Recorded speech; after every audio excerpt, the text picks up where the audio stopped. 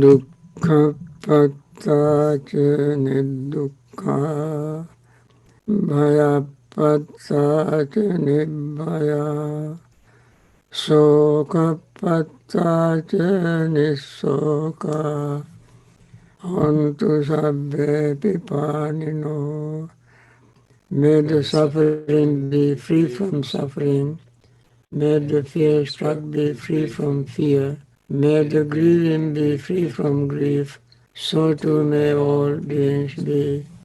With this metta wish, let us focus our mind on today's Dhamma talk. Today I am going to continue our talk on Mahasatipatthana, Kayanupasana, Patikula Manasikara, the foulness, the body parts. That is how it is translated into English. Now let us see, I discussed to some extent day before yesterday how we use this topic, these parts of our body for meditation. How can we use them?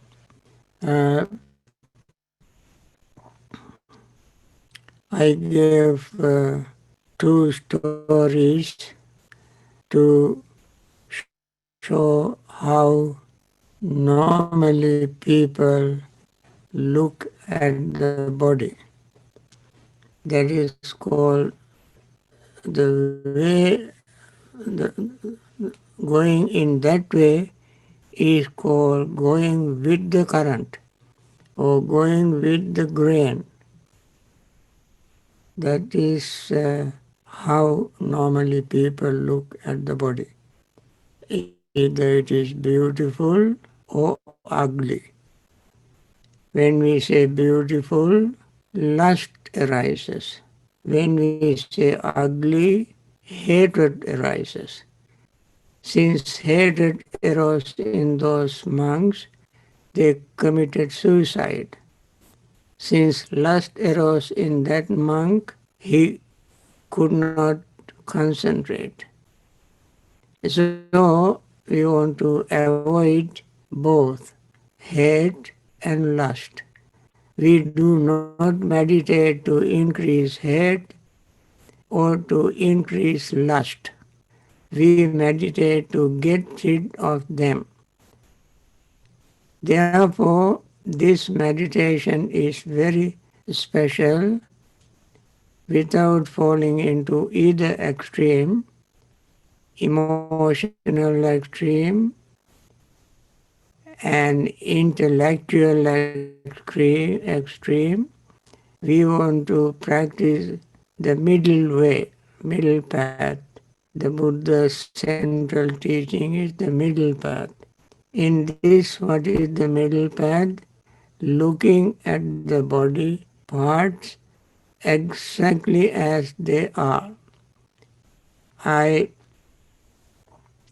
Let me continue the section in translation so that we will know what these parts are.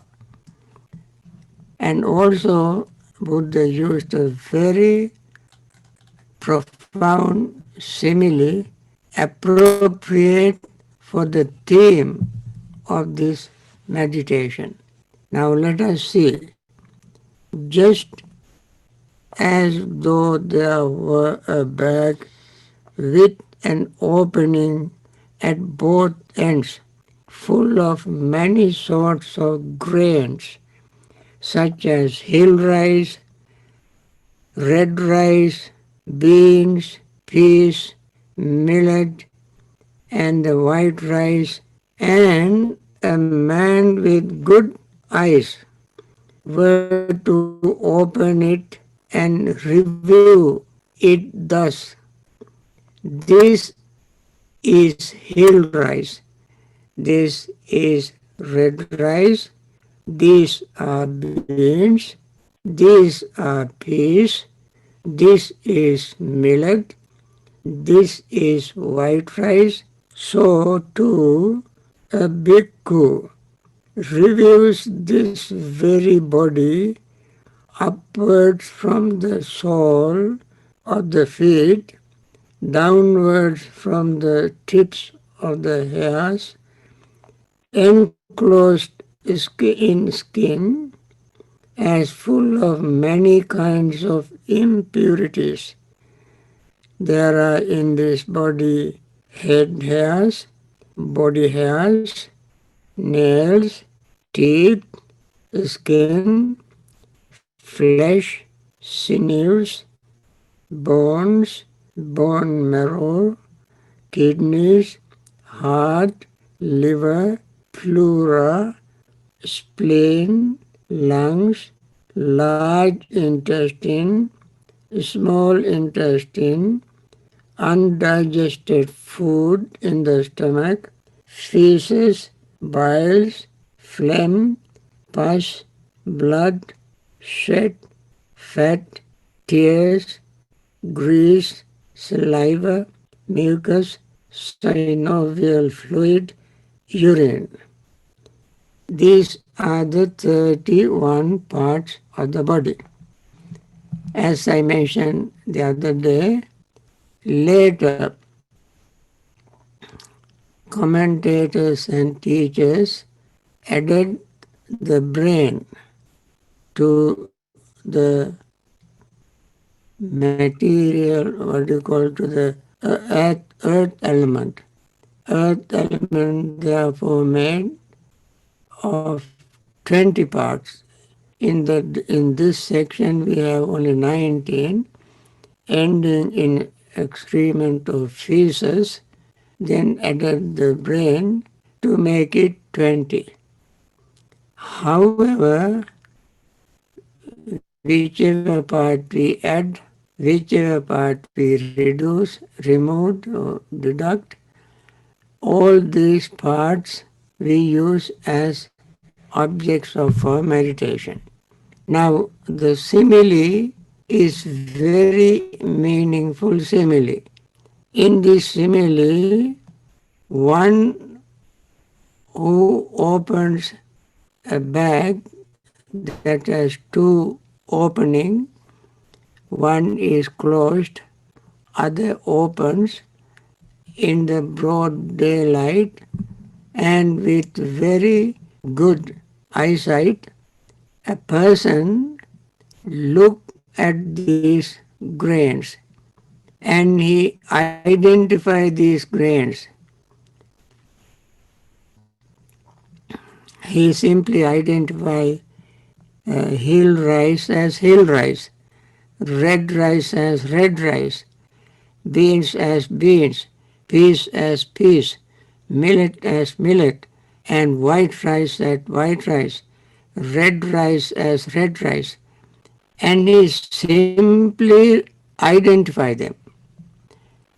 In this identification of these grains, he does not say this is beans, these are beans, I like beans. These are millet, I hate millet. These are white rice, I like white rice. These are red rice, I hate red rice. No. He just identified the grains without any emotional reaction. In other words, just like a scientist with impartial attitude, with impartiality, without having any emotion, he just identify each item as it is. Similarly, we have to identify all these 32 parts of the body exactly as they are. For instance, head hair as head hair, head hair as head hair. Nothing more than that. Body hair as body hair, nail as nail, teeth as teeth, skin as skin, and so forth, 32 parts. Of course, these five are the most visible. When we look at somebody, you see the head and head hair. You see the face and body hair. Or we see the hands and legs, body hair. And we see nail. We see them nail. We see the teeth. If the person smiles or talks, we see the teeth. And we see the skin. These are the five parts we see. Seeing these five parts, people who are not familiar with this meditation or misunderstood this meditation may say head is beautiful, head hair is beautiful, body hair is beautiful. See the hair, long hair, it touches the ground when that person walks. In some tradition, long hair is considered to be a part of beauty. And it is called in Pali Pancha Kalyana. Kalyana means beautiful. One of them is long hair of a woman. Women's long hair. Like that. And they call it a beautiful sign of beauty. And if a man has a beard, very nicely trim and cut and arranged in a certain way, they say it is beautiful. He has body hair and so forth, nail and so forth. Beautiful, if they don't have all these things, that way, they call ugly. Now, the beauty and ugly does not belong to head hair or body hair. It is our mental perception, our interpretation, not seeing the truth, covered with, obsessed with greed or ignorance. And we meditate to avoid this greed, hatred, and delusion. We want to overcome them. And this is a very good subject for that. So, we use very often, most meditators who explain these things, meditation teachers use one simple simile. Example, that is, you go to hairdresser. Hairdresser will put lot of shampoo on your head to get rid of the odor and get close and then do all sort of things, washing, cleaning, combing, trimming and all this, and then put more shampoo. And now you come home with a clean hair and you are very happy that you have a clean hair. You can go to a party and you can present yourself with pride. That is because you have a clean hair. You think. And you come before you get anything else, you come and have a very well made soup, bowl of soup. While eating the soup, one of these beautiful clean hair falls into the bowl of soup. What would you do? It was not the hair that came from somebody, but your own hair that you took pride in, and one of those hair fell into your bowl of soup. What would you do? You throw away the whole bowl of soup. In one instant, the beautiful hair became ugly hair. One instant, pleasant hair became unpleasant hair. Hair in the soup is cleaner than the hair on the head. Because when the hair is on the head, it is on dandruffs, dirt, fleas, and dust, smell. All these things are on the head. When it comes out of the head, falls into the bowl, it is very clean. But the clean hair they think as ugly hair, dead hair they think beautiful hair. See the distorted perception. Distorted perception. And therefore, we want to be very clear about this. We meditate not to think the hair on the head is clean and hair in the bowl of soup is unclean. Or hair on the bowl of soup is clean and unclean and hair on the head is clean. Hair on the head is beautiful, hair in the bowl of soup is ugly. We do not meditate to go along with this kind of what you call going with the grain. That is going with the grain. That is going with the flow.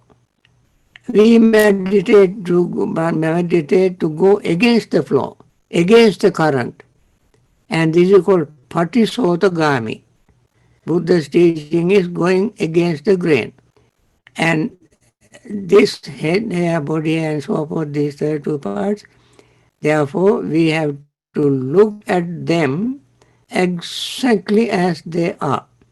What are they and how they look, how are they exactly as they are? How are they?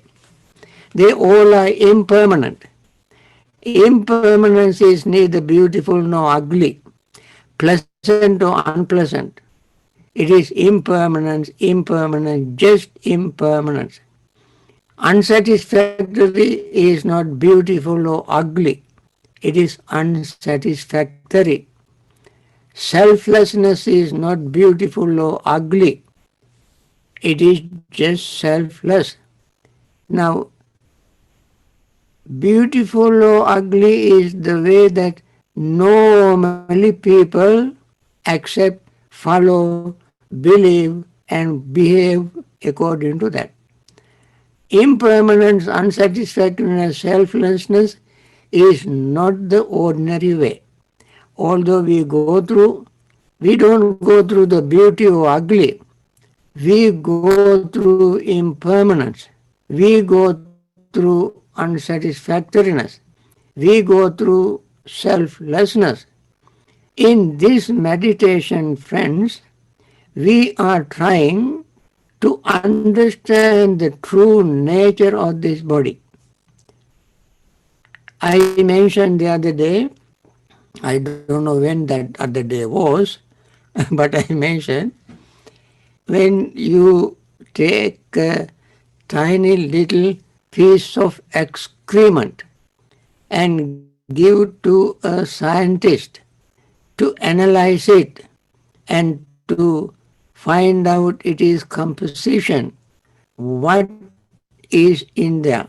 So this particular person put that little piece of feces on a flat, clear surface using powerful microscope with a powerful lens, and with the clear eyesight he look at the little piece of excrement, and then he does not say this is ugly, dirty, or this is beautiful and so forth.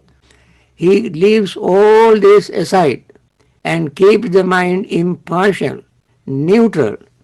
With that state he look at that piece of excrement and he will see whether there is sugar, glucose, cholesterol, cancer cells, any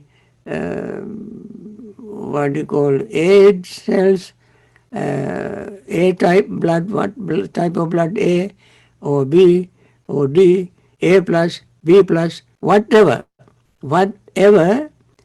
he wants to find in that little piece of excrement, that is what he knows. Then he takes note. This percentage of glucose, this percentage of sugar, this percent of sodium, this percent of vitamin, this is a whole list he makes, and then he'll analyze them. Similarly, we are not atomists, we are not scientists, but the approach is scientific approach. The Buddha is not a scientist, not an atomist, but his method of approaching the truth is scientific method. Using this scientific method is scientific. We look at our body, every part of the body, from top to toes, inside, out, outside. Every tiny little part in this body. I just recently learned somebody said there are 50 trillions of cells, 50 trillion. I don't know how trillion is. I cannot count trillion in my entire life. All this is always in a state of flux, changing. The meditator's job is to see this exactly as it is. Why do we do that? Why do we do that? We have a purpose, fivefold purpose. We do this to purify the mind, to overcome sorrow and lamentation, to overcome grief, to put ourselves on the right path, and to attain liberation, nibbana. These are the five purposes. If you think of the body is ugly or beautiful, you cannot achieve any of these purposes. Only if you look at the body parts in the scientific way, then you can achieve all these purposes, all the five purposes. We talk about the field, clear comprehension, to gain this insight, the domain. The domains are these parts, domains made up of all these parts. And we look at each part to see them exactly as they are. And we ask ourselves, we mentioned suitability. Are these parts suitable for our practice of meditation to achieve those fivefold purpose? Yes, they are suitable. Because any subject we take for vipassana meditation must have marked with these three marks: impermanence, unsatisfactoriness, and selflessness. Any part. So we take these parts and look at them mindfully and pay attention to as many of them as possible. If you can visualize any part of the body, and that visualized part you will see is not static permanent part. It is changing parts, all the time changing. Breath, for instance, is a usual object. You see them, the breath is changing. So, in this particular section, we gain from this particular section, we gain this insight, wisdom, to see impermanence, unsatisfactoriness, and selflessness. Why? Why want to see impermanence, unsatisfactoriness, and selflessness? Because we want to get rid of our greed, hatred, and delusion. So we don't practice this meditation to increase greed, hatred, and delusion. We want to see greed, we want to get rid of greed, hatred, and delusion. In order to get rid of greed, hatred, and delusion, we must see impermanence, unsatisfactoriness, and selflessness. And then our purification of mind can take place, because the moment we try to grab or hold or cling to something, then we will be in trouble. Our tendency, natural tendency, is to hold on to something. Hold on to something. We hold on to our own body, feelings, perceptions, thoughts, and consciousness. When we say body is impermanent, feelings are body is impermanent, unsatisfactory, and selfless. Feelings are impermanent, unsatisfactory, and selfless. Perceptions is impermanent, unsatisfactory, selflessness. Thoughts are impermanent, unsatisfactory, selflessness. Consciousness impermanent, unsatisfactory, and selflessness. We don't try to hold on to anything, grab onto anything, cling to anything. And that is called letting go of our clinging for body, feeling, and so forth. Letting go, nissarana, abandoning, letting go. So, for this purpose, we do this vipassana meditation, and therefore I like all our meditators to have this understanding. This is very much aligned with the Buddha's teaching. If you think this is beautiful, ugly, and so forth, this is going against his teaching. This is going against our purpose of meditation. And therefore, I think this may be enough for today's talk, and I want to end this. And I don't think if I could go on